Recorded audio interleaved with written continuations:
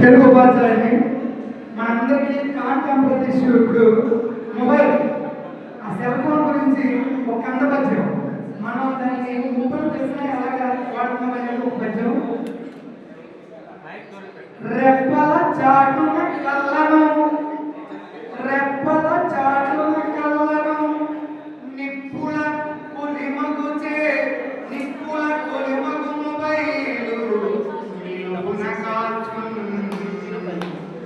రెప్పల చాటున కళ్ళను నిప్పుల కొలిమగు మొబైలు నిలువున కాచున్.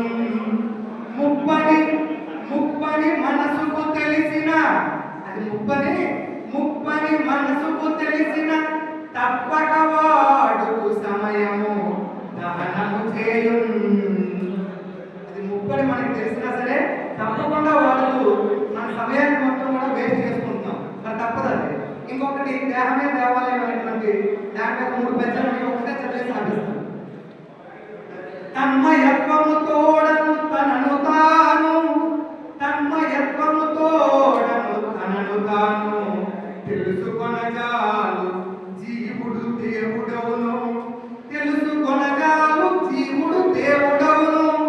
మంచి మార్గపు పైన ఎంచుకొనిన మంచి మార్గపు పైన ఎంచుకొనిన దేహమౌనట